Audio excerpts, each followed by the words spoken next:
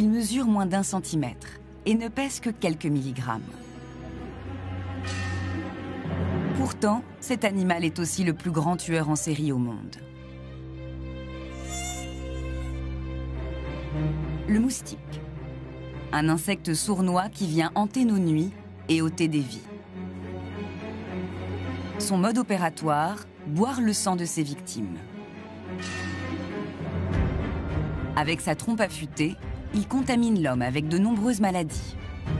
Le paludisme, la dengue, Zika. Dans le monde, des centaines de milliers de victimes sont décimées chaque année.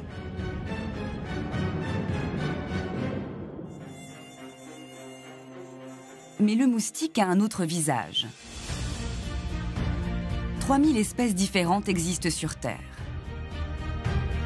Et leur incroyable adaptation, comme leur rôle primordial dans les écosystèmes, pourrait bien donner du fil à retordre à ceux qui voudraient les éradiquer. Tout l'enjeu pour les scientifiques est de répondre aux problématiques de santé publique sans pour autant créer un désastre environnemental. Un monde sans moustiques, serait-ce une utopie ou une dérive dangereuse? Ennemi public numéro 1 ou victime innocente d'une guerre déclarée, portrait d'un insecte aux multiples facettes.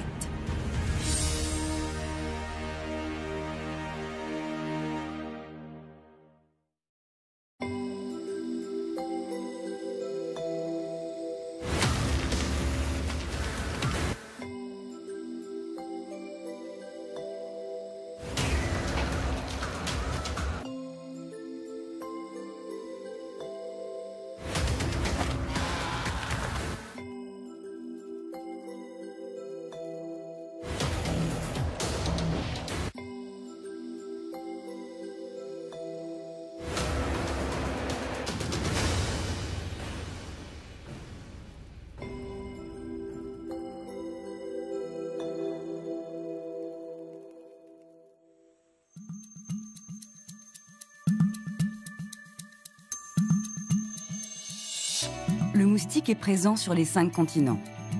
Plusieurs espèces emblématiques sont recensées un peu partout dans le monde et connues pour leur réputation de sanguinaires. L'Afrique subsaharienne est l'une des régions du monde où les conditions sont les plus propices au développement de ces insectes. Ici, l'année elle est découpée en saison sèche et saison des pluies.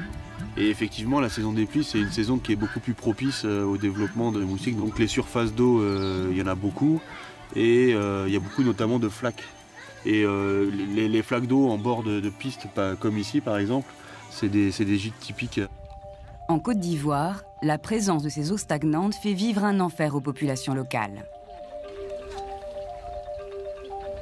Parmi les moustiques omniprésents ici, ceux de la famille Anopheles. Chaque année dans le monde, 500 000 personnes décèdent du paludisme. Une maladie parasitaire transmise par une soixantaine d'insectes de ce groupe.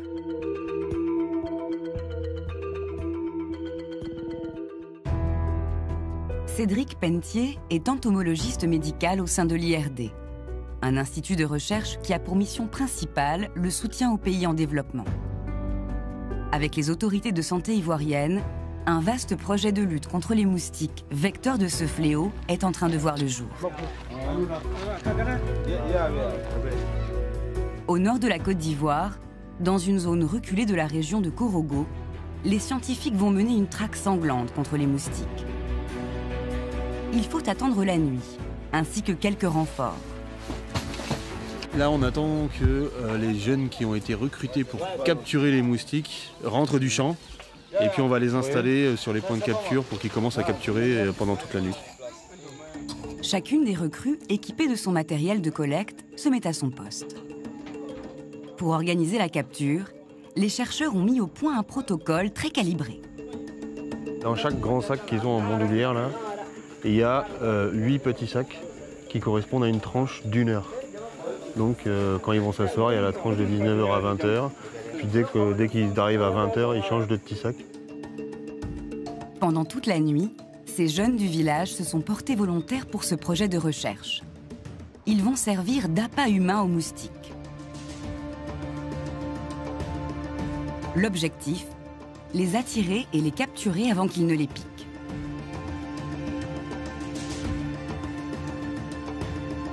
Cette collecte méthodique doit permettre de recenser tous les moustiques qui rôdent auprès des habitations, mais aussi d'étudier leur comportement aux différentes heures de la nuit. C'est la deuxième opération de ce genre organisée ici. La première mission, on a capturé des densités supérieures à 1000 anophèles par nuit de capture. Donc ça veut dire que si quelqu'un dort par terre sans moustiquaire ici, il va se faire piquer en moyenne 100 fois par nuit. Donc selon le pourcentage de moustiques infectés par le parasite, il va avoir potentiellement une très très forte transmission chaque nuit.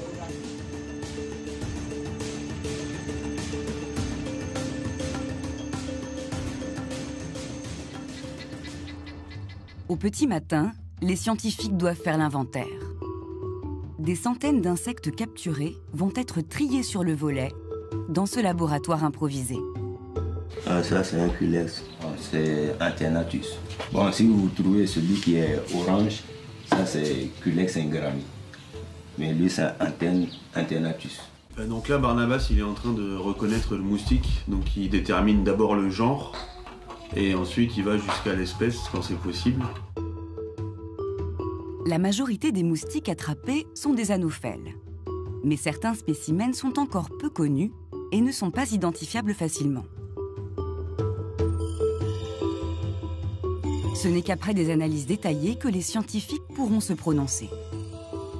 Pour les moustiques qu'on a capturés là sur le terrain, on va ramener tous ces moustiques au laboratoire et puis on va faire de la biologie moléculaire, donc faire l'extraction de l'ADN et amplifier après des gènes qui sont des gènes d'intérêt pour nous. Soit rechercher les gènes du parasite à l'intérieur du moustique pour montrer que ce moustique-là était bien porteur du parasite du paludisme. Soit aller déterminer l'espèce pour des moustiques qu'on n'arrive pas à déterminer à l'œil nu.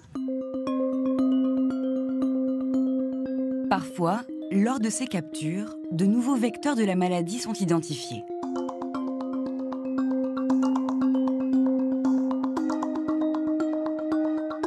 Dans ces villages reculés, en plus des entomologistes qui ont déclaré la guerre aux moustiques, des équipes médicales viennent réaliser un suivi du paludisme dans la population.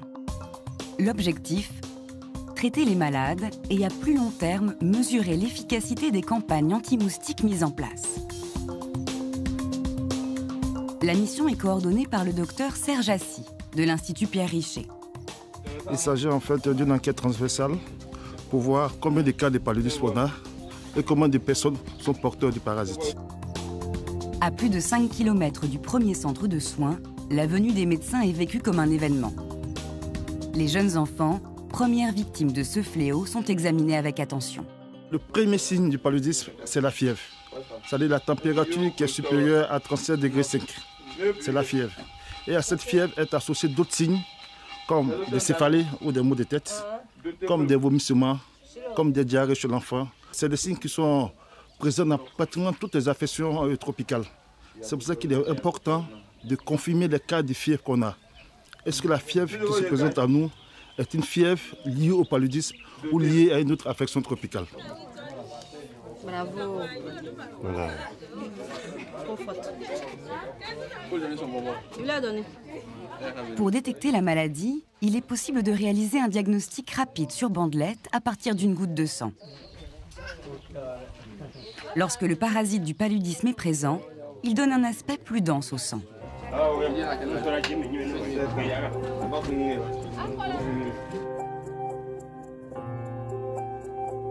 Au moment où le moustique vous pique, et si le moustique est infecté, il libère le parasite dans le sang de l'individu.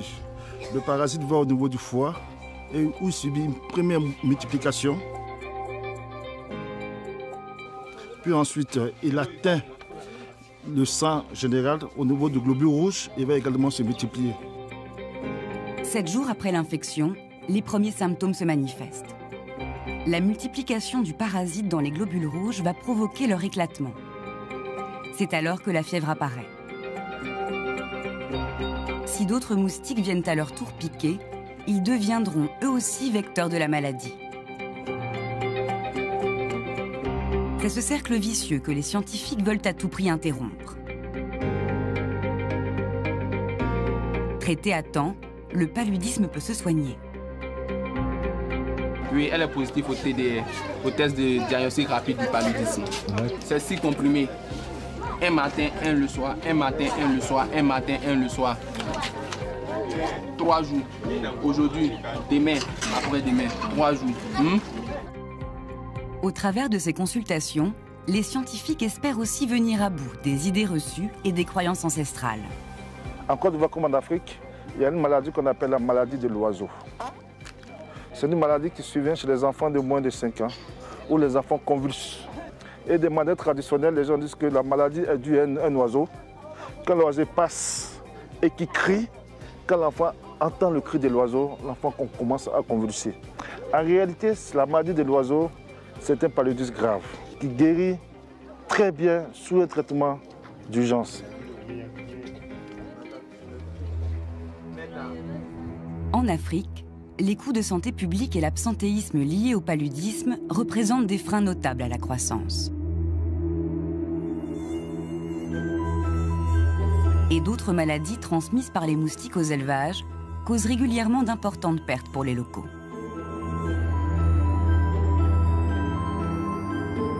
En Europe, il y avait le paludisme avant. Actuellement, il y a des moustiques, mais il n'y a plus de paludisme parce qu'il n'y a plus de parasites. Si on arrive à faire disparaître le parasite, on peut aller vers un monde sans paludisme. Mais aller vers un monde sans moustique, ce n'est pas sûr. Mais un monde sans paludisme, c'est possible. C'est possible. Ici, venir à bout des moustiques n'est pas encore à l'ordre du jour.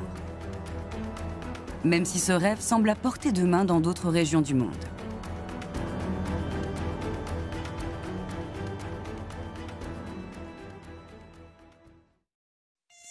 Comprendre comment les moustiques deviennent porteurs des maladies est un enjeu essentiel pour la santé publique. À Montpellier, Christophe Poppy, chercheur à l'IRD, étudie ces vecteurs qui s'en prennent à l'homme comme à d'autres animaux. Pour ces insectes, piquer est avant tout une question existentielle. Les femelles de moustiques que piquent, elles vont absorber du sang, qui est une source de protéines pour pouvoir maturer les œufs qui vont assurer la descendance. Ça va prendre à peu près 3 jours. Mais ensuite, elle va pondre pendant toute sa vie. Et pour chaque nouvelle ponte, elle devra aller faire un nouveau repas de sang. Les mâles, eux, sont beaucoup plus pacifiques. Ils assurent leur fonction de reproduction. Mais pour les femelles, une fois fécondées, tous leurs sens sont en éveil pour traquer une proie.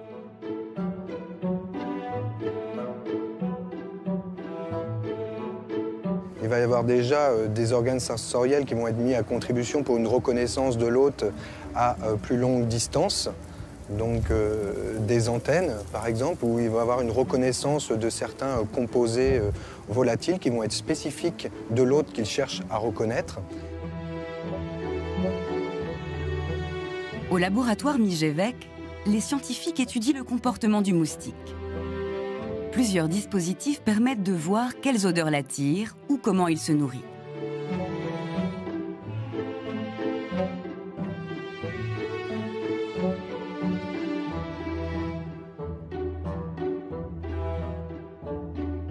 Alors les moustiques ont cette particularité d'être très précis au niveau de la piqûre, donc ils vont avec des pièces buccales qui sont transformées en forme de stylet. Ils vont pouvoir sonder la peau et pour trouver un capillaire de manière très précise pour piquer et absorber un volume de sang qui est de l'ordre de quelques microlitres. Lors de la piqûre, le moustique injecte à sa victime un peu de sa salive. Seuls les pathogènes qui auront réussi à proliférer chez l'insecte avant de gagner ses glandes salivaires pourront être transmis à un hôte. En plus du parasite du paludisme, c'est le cas de virus tels que la dengue, la fièvre jaune ou encore Zika.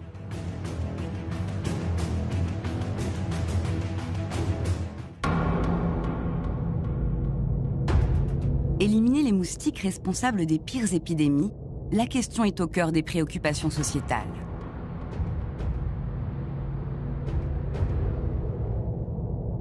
Car une espèce revenue sur le devant de la scène fait couler beaucoup de sang. Il s'agit de la famille Aedes. Il y a d'abord le très connu Albopictus, également surnommé le moustique tigre. Cet insecte originaire d'Asie a envahi les 5 continents en quelques années.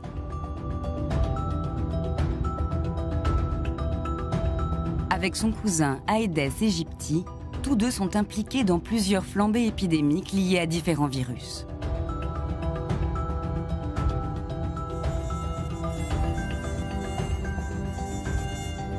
L'Amérique du Sud est en première ligne de cette recrudescence de moustiques qui élisent domicile en ville. Au Brésil, dans la région de Sao Paulo, Sébastien Ocampos travaille pour la municipalité de Piracicaba. Sa mission, traquer les moustiques en pleine zone urbaine. Nous travaillons avec des brigades d'agents de santé.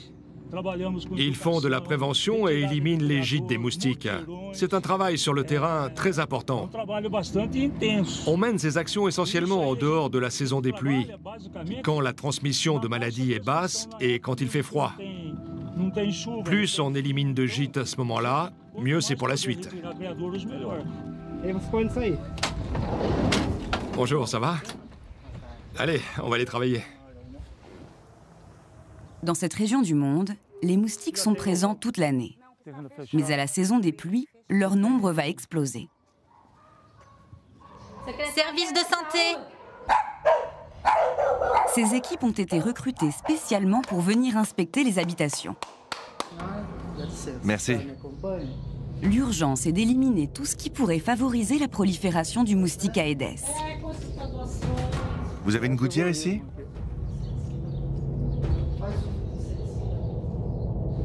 Ici, rien n'est à signaler. Merci. Merci beaucoup.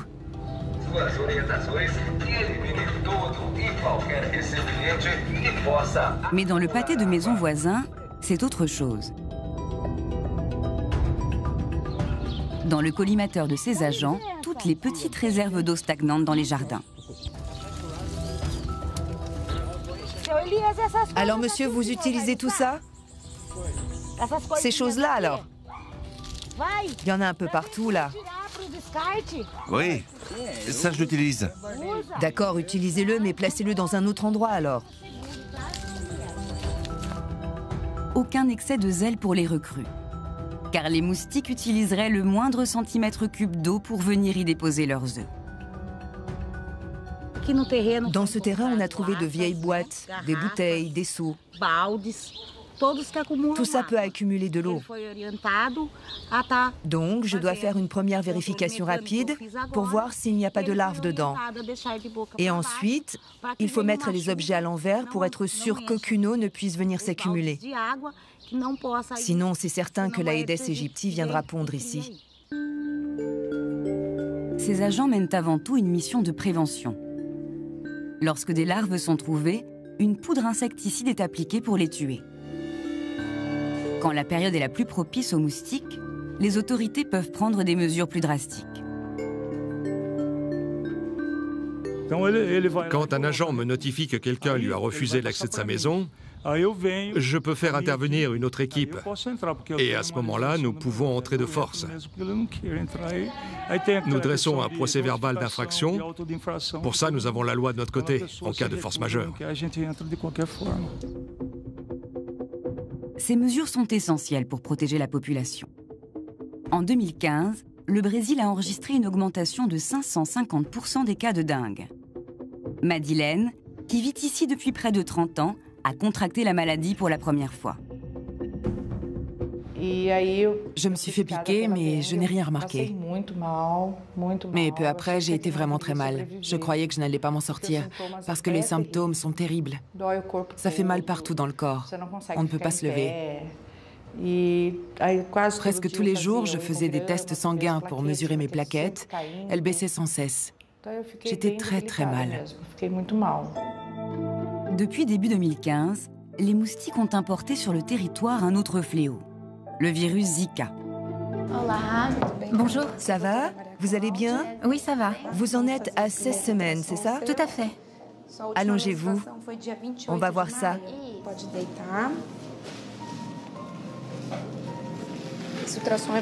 Pour cette échographie, on va examiner le développement du bébé et vérifier qu'il n'y a pas d'anomalie. Ok. Approchez-vous.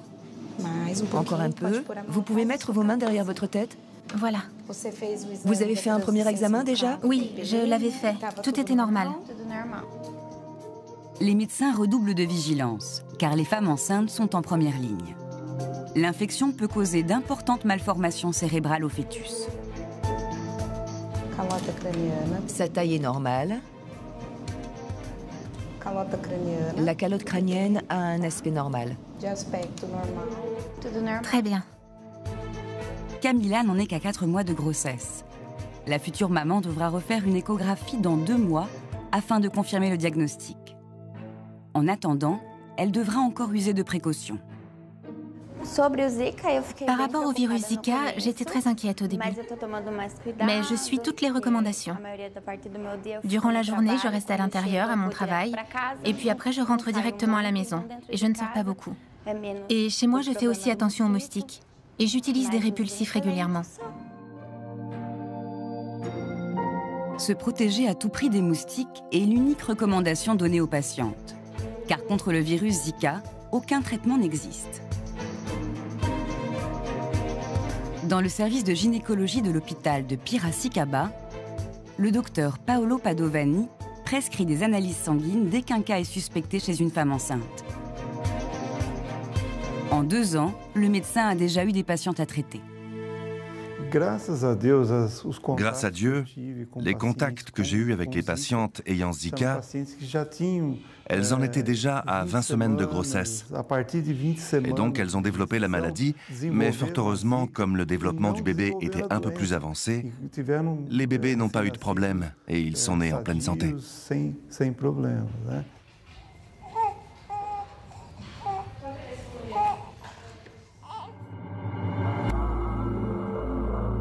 Dans le monde entier, la menace d'une invasion des moustiques relance de plus belle la course à l'élimination. L'une des clés pour y parvenir est de comprendre le développement de ces espèces. Au cours de sa vie, une femelle peut mettre au monde jusqu'à 1 millier d'œufs. Ceux-ci auront besoin d'eau pour devenir des larves de moustiques. Dans le sud de la France, Frédéric Simard, directeur du laboratoire Migévec à Montpellier, surveille de près les espèces les plus invasives. Il y a 4 stades larvaires aquatiques qui vont se succéder. On passe d'un stade à l'autre par des mues complètes qui prennent grosso modo 48 heures à chaque stade. On arrive à un stade de nymphe, un stade de pupe, un peu comme un papillon passe d'une chenille à un insecte qui va voler. En temps normal, le moustique se développe en 1 semaine. Mais chez certaines espèces, les œufs et les larves ont la capacité de survivre pendant plusieurs mois dans des conditions extrêmes. Au Canada, on peut voir des larves de moustiques survivre sous la glace pendant toute la période hivernale et émerger au printemps. D'autres encore, les œufs des Aedes peuvent rester dans l'environnement pendant plusieurs mois et n'éclore que quand ils sont mis en eau par une pluie, par exemple. C'est une manière que les moustiques utilisent pour passer les saisons défavorables. C'est cette stratégie qui permet au célèbre moustique tigre de refaire surface d'un été sur l'autre dans les régions tempérées et d'entretenir son cycle de développement effréné. Une fois qu'il émerge de la nymphe, il va passer un certain temps à solidifier sa cuticule, son squelette externe, à acquérir sa maturité sexuelle. 48 heures après l'émergence, il va s'accoupler. Aujourd'hui, de nombreuses recherches sont menées pour rendre les moustiques stériles et mettre au point des insecticides efficaces.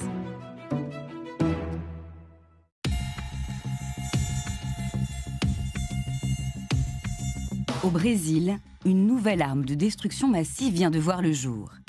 Il s'agit d'un moustique génétiquement modifié.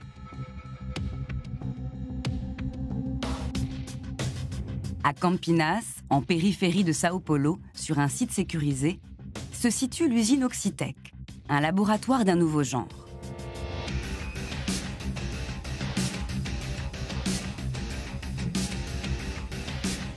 Ici, on fabrique à la chaîne des moustiques transgéniques.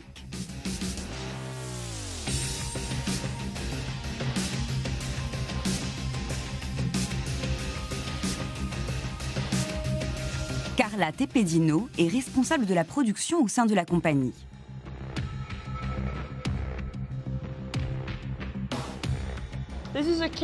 Cette cage est pleine de moustiques transgéniques de l'espèce Aedes aegypti. Ils sont génétiquement modifiés pour combattre les Aedes aegypti qui transmettent la dengue, Zika et le chikungunya. Chaque jour, des milliers de moustiques sont produits dans cet élevage. Le process est bien huilé. Ici, il y a 3 femelles pour un mâle, soit environ 150 000 femelles pour 50 000 mâles dans chacune des cages. Les moustiques sont nourris. Ils reçoivent 2 repas sanguins par semaine pour les femelles. Et après ça, on dépose un filtre de papier sur lequel elles viennent pondre leurs œufs et on les collecte.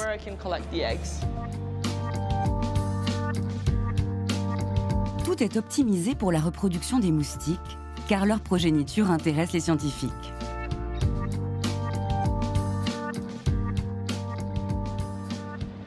Voilà, ici, c'est les œufs. Ceux-ci sont des œufs qui ont séché. C'est caractéristique d'Aedes aegypti. Vous voyez, chaque point noir, c'est un œuf. Ces œufs sont viables pendant environ 1 an. Sur une rangée, on a à peu près 0,5 g d'œufs. Ça correspond à 50 000 larves.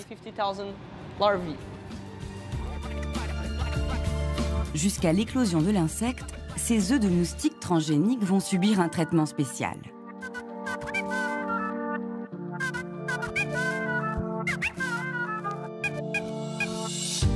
Ils sont d'abord immergés dans ces vastes récipients et sans cesse alimentés en nutriments pour favoriser le développement des larves.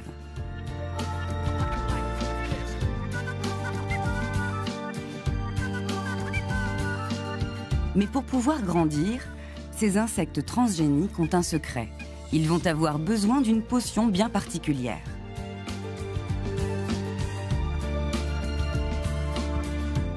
La tétracycline est essentielle pour nos moustiques de laboratoire.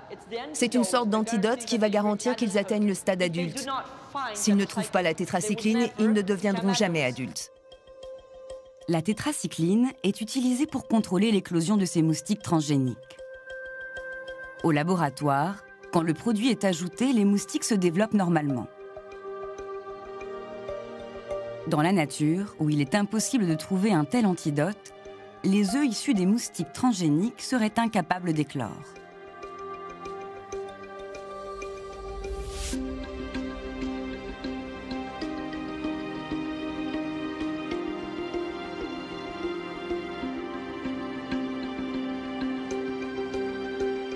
Mais avant cela, une sélection s'impose chez les larves. On trie les mâles et les femelles. Les larves mâles sont plus petites alors que les femelles sont plus grosses. Les mâles parviennent donc à passer entre le maillage et remontent à la surface, alors que les femelles restent bloquées dans le dispositif. C'est comme ça qu'on fait le tri. On sélectionne les mâles parce qu'ils ne piquent pas et ils ne transmettent donc pas de maladies. En plus, les mâles peuvent copuler avec plusieurs femelles, alors que les femelles ne copulent qu'une fois. Ainsi, nous garantissons que les moustiques que nous relâchons ne peuvent causer aucun problème. Dans peu de temps, ces mâles qui n'ont jamais vu la lumière du jour vont connaître leur heure de gloire. Au petit matin, 200 000 d'entre eux seront relâchés. Cette opération inédite est actuellement menée dans plusieurs villes du Brésil pour lutter contre les moustiques.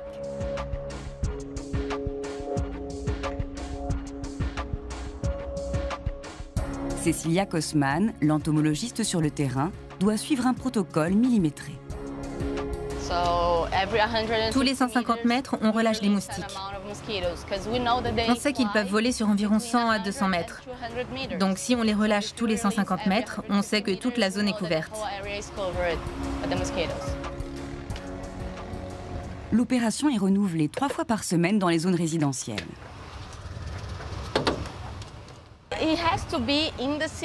On doit faire le lâcher en zone urbaine, près des habitations. Parce que c'est ici que sont les moustiques sauvages. Ils vivent près des maisons. Les femelles recherchent des proies humaines dans les maisons.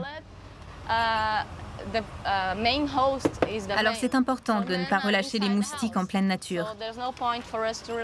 Parce qu'Aedes aegypti ne sera pas là. Ces mâles transgéniques doivent faire concurrence aux mâles sauvages. ils vont s'accoupler avec le plus de femelles possible dans la nature. Une fois qu'on relâche les mâles, on sait qu'ils vont se mettre à la recherche d'une femelle. Ils vont s'accoupler et nos moustiques vont donner leurs gènes à leur descendance. Et leur progéniture mourra avant d'atteindre l'âge de voler.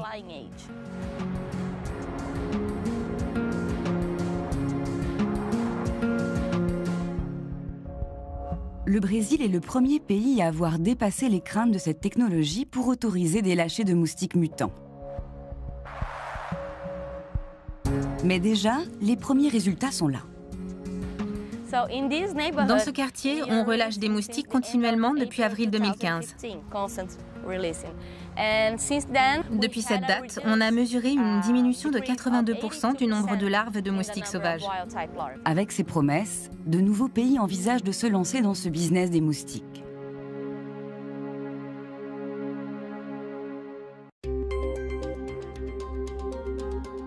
Dans les laboratoires du monde entier, de nouvelles approches révolutionnaires sont en train de voir le jour. Si bien que l'idée d'éradiquer les moustiques n'est plus une utopie. Les nouvelles technologies à base d'ADN, de modification de l'ADN des moustiques peuvent effectivement amener à l'élimination localement de certaines espèces de moustiques. Ça ne sera pas toutes les espèces et ça ne pourra pas se passer partout. Mais on a effectivement de bonnes pistes pour arriver à l'élimination de ces animaux dans des environnements où l'homme est très présent. En mai 2016, l'Organisation mondiale de la santé a tiré la sonnette d'alarme pour accélérer la lutte. Que cela soit la propagation de Zika, la résurgence de la dengue et la menace dormante du chikungunya, nous payons le prix aujourd'hui. Nous payons le prix de l'échec cuisant de notre politique de contrôle des moustiques dans les années 1970.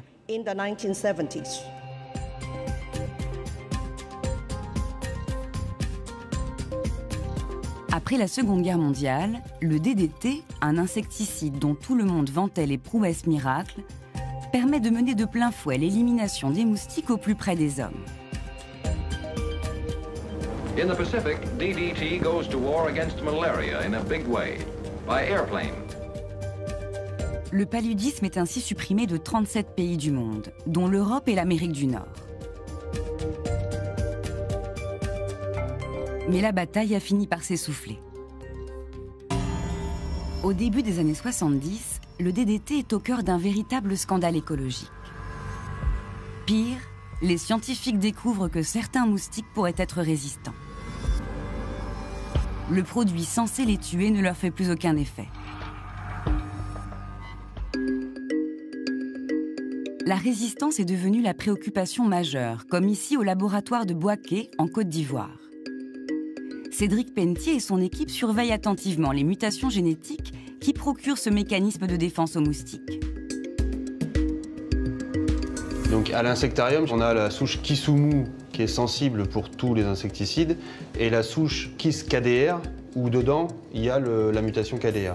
Eh ben, on va prendre ces deux souches en plus de nos moustiques de terrain et l'idée ça va être de savoir est-ce que les moustiques qu'on a ramenés du terrain portent cette mutation. D'accord ? Et en fait, tous les moustiques de terrain qui vont se rapprocher de la courbe ici, on pourra conclure qu'ils sont porteurs de la mutation, alors que tous ceux qui vont rester ici, on pourra conclure qu'ils ne sont pas porteurs de la mutation. Le risque majeur est que ces mutations se répandent dans les populations de moustiques comme une traînée de poudre. Tous les moustiques qui n'ont pas cette mutation vont mourir par l'insecticide. Et le seul qui va survivre, c'est celui qui a la mutation. Et il va se reproduire.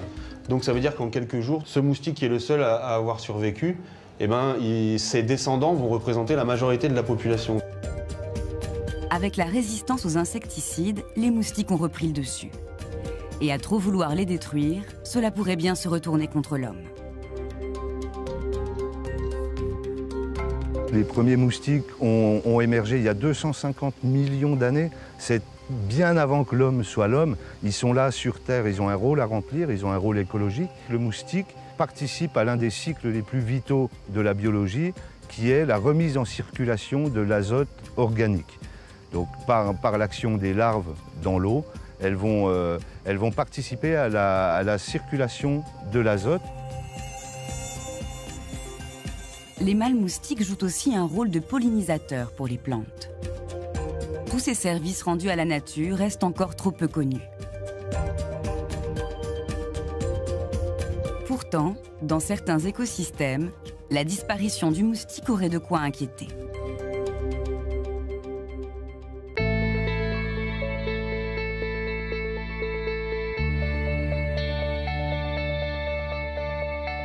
En France, la Camargue est un îlot de biodiversité pour de nombreuses espèces. Les plus emblématiques flamants roses, mais aussi une multitude de petits oiseaux nichent sur ces terres. Mais l'autre spécialité de la région, c'est la grande diversité des moustiques.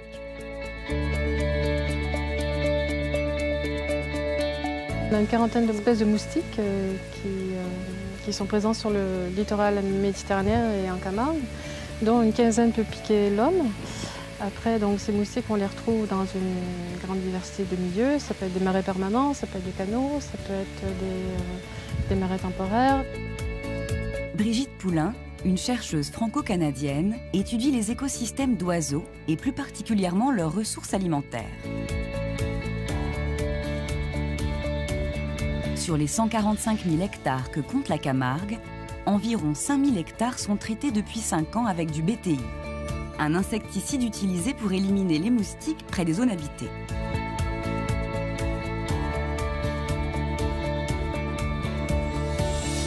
Avec leurs filets, les chercheurs étudient l'impact de cette démoustication sur la faune.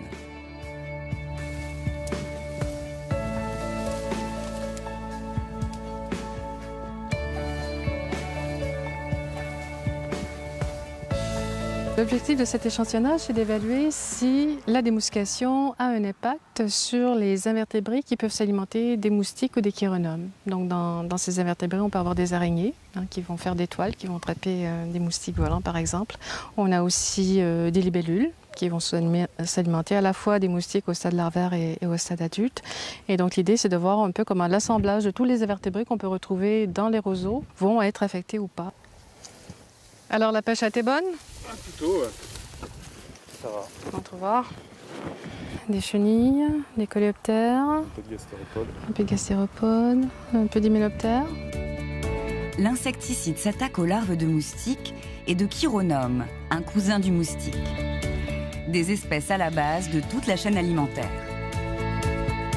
Sur les roselières traitées, on a une baisse de l'ordre de 35% dans les invertébrés. Et c'est surtout les araignées, les coléoptères qui sont affectés. Cette diminution des invertébrés, couplée à la disparition des moustiques, a un effet direct sur les populations d'oiseaux.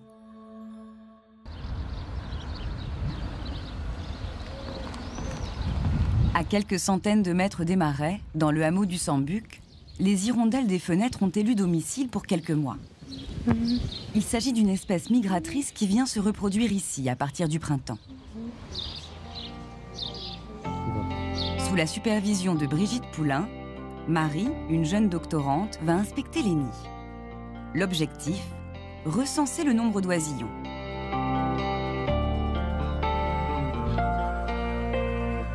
En fait, on évalue le succès reproducteur des hirondelles. Donc, le succès reproducteur s'évalue par le nombre de jeunes produits dans la saison. Ce sont des nids d'hirondelles, donc c'est pas évident de voir dedans parce qu'il y a une petite ouverture qu'utilisent les adultes, mais nous, on n'est pas capable de regarder à l'intérieur. Donc, on a un système là, de caméra au bout de fil de fibre optique qui permet de voir dans le noir et à l'intérieur du nid combien d'œufs. Alors, il y a combien d'œufs dans celui-là?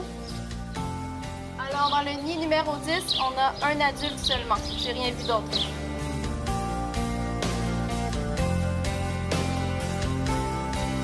Les habitudes alimentaires des hirondelles sont passées au crible. Régulièrement, les chercheurs prélèvent les fientes sous les nids. Un résultat qu'on a qui est intéressant, c'est que sur les sites traités, pour compenser les chironomes et les moustiques qui sont moins abondants, les adultes vont donner des fourmis volantes aux poussins. Donc les fourmis volantes, ce n'est pas une bonne nourriture quand les poussins sont jeunes parce que c'est des insectes à corps dur qui sont difficiles à digérer.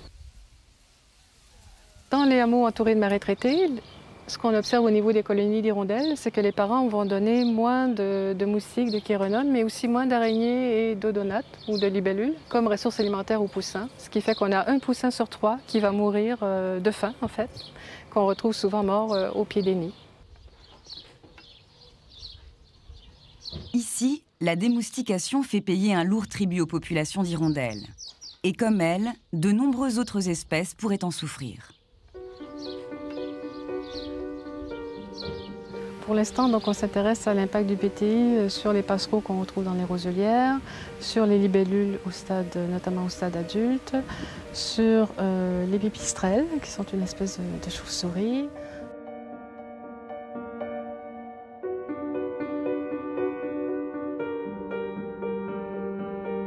Ceci n'est qu'un bref aperçu d'un monde débarrassé de tous les moustiques. À plus grande échelle, l'impact pourrait être bien pire.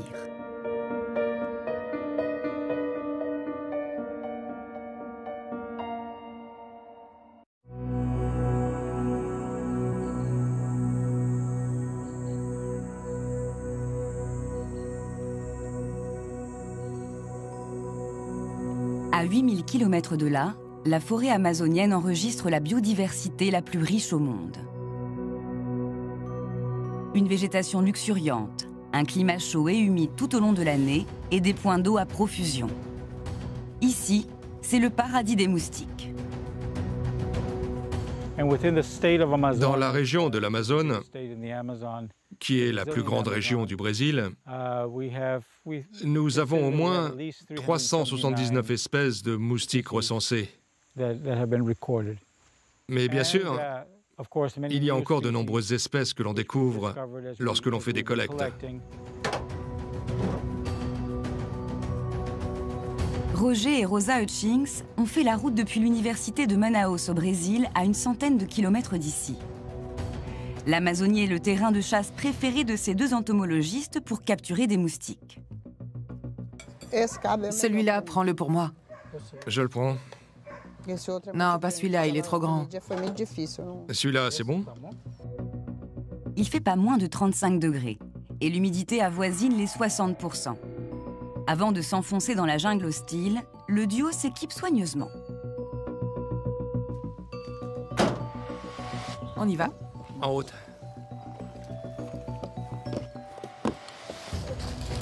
Régulièrement, les chercheurs quadrillent de nouvelles zones en forêt afin de localiser les espèces de moustiques, voire d'en identifier de nouvelles. Le scientifique a pris avec lui tout un attirail de pièges différents, qu'il va disposer à des endroits stratégiques. Ce sont des pièges configurés pour capturer des insectes. Le principe de base, c'est qu'il y a une lumière qui attire l'insecte. Et il y a une ventilation qui pousse l'insecte dans ce petit sac ici.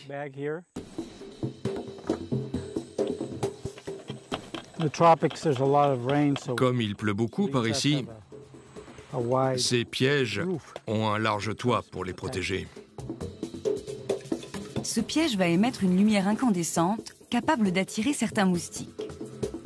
Mais pour optimiser la collecte, le chercheur a d'autres tours dans son sac.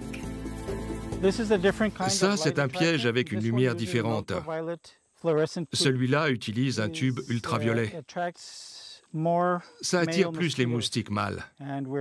Et ça nous intéresse d'attraper les mâles parce que généralement, toutes les identifications se font sur des spécimens mâles. En tout, une vingtaine de pièges seront éparpillés en pleine forêt, tous les 50 mètres environ. À la tombée de la nuit, la capture pourra commencer. Pendant ce temps, Rosa garde un œil sur tout ce qui bouge. C'est important de faire la collecte le jour, parce qu'il y a certaines espèces de moustiques qui ne sont là que le jour. Et après la nuit, on peut faire la collecte d'autres moustiques.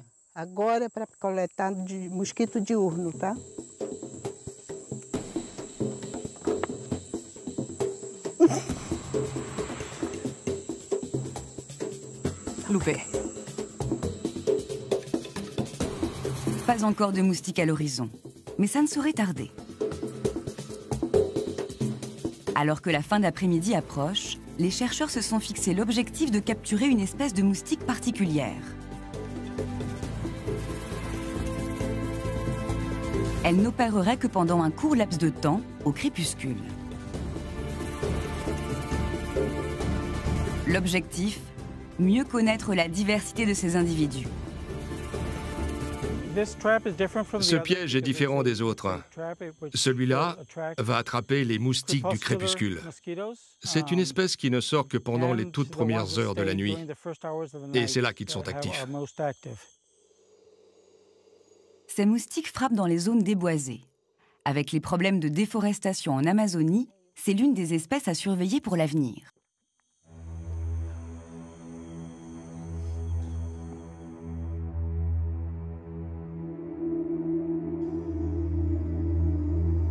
Au terme d'1 heure de capture, il est temps de pénétrer dans l'antre des moustiques.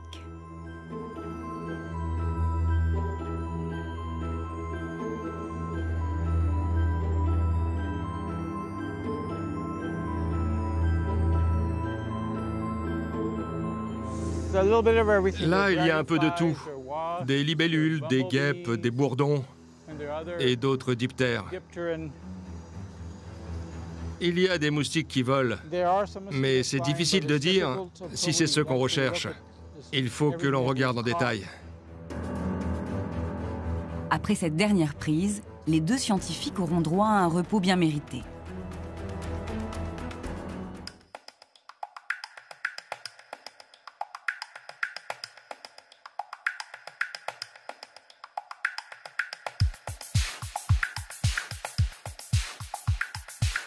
Dès le petit matin, le scientifique va récupérer ses trophées de chasse. Dans ce genre de collecte, on a en général entre 17 et 25% de nouveaux spécimens. Ce sont des espèces ou sous-espèces qu'on ne connaît pas, qui n'ont pas de nom et ne sont pas encore décrites.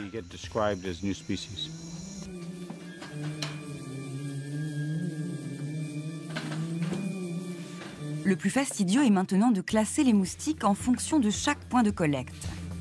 Et la chercheuse va enfin savoir si elle a réussi à attraper les fameux moustiques du crépuscule. C'est une bonne collecte aujourd'hui. Là, ce qu'on a pris, ça a l'air d'être tout de la même espèce. Ça doit être l'espèce Mansonia. On la trouve dans les zones un peu déboisées et humides au crépuscule. Grâce à cette capture, les scientifiques pourront mieux appréhender la localisation et le mode de vie de ce moustique. Et parmi ces petites boîtes remplies d'insectes, se cachent peut-être quelques-uns des trésors de cette forêt.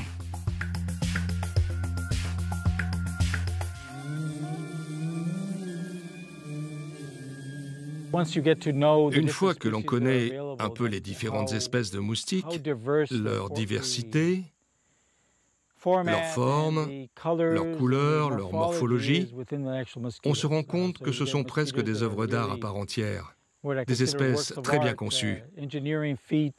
Ça peut paraître difficile à dire, mais les moustiques peuvent être beaux.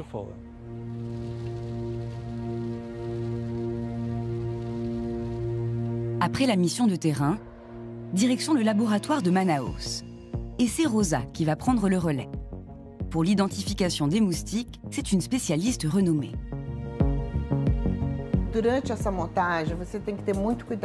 Pendant cette manipulation, il faut être très délicat, parce qu'il s'agit d'un animal extrêmement fragile. Si une jambe se casse, si n'importe quelle partie est endommagée, on perdra des caractéristiques et son identification sera plus difficile. Chaque genre a ses particularités. Ici, il y a des brosses sur le sommet de la tête. Mais on peut voir aussi la coloration, la taille des articulations qui composent ses jambes.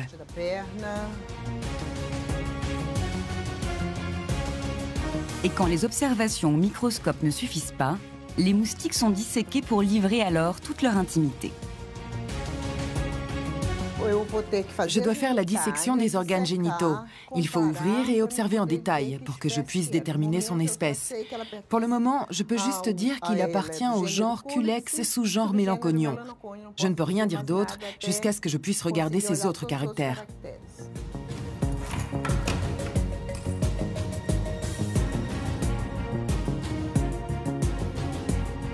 Ces armoires abritent l'une des plus importantes collections de moustiques au monde.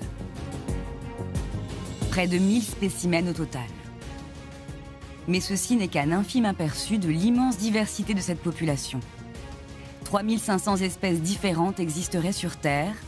Ces chercheurs ont encore de beaux jours devant eux.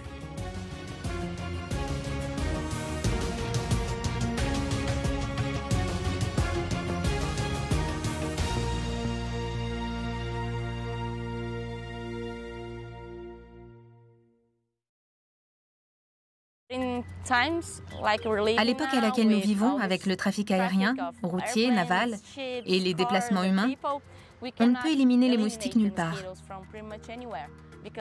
Parce que même si on y parvient pour un moment, ils reviendront.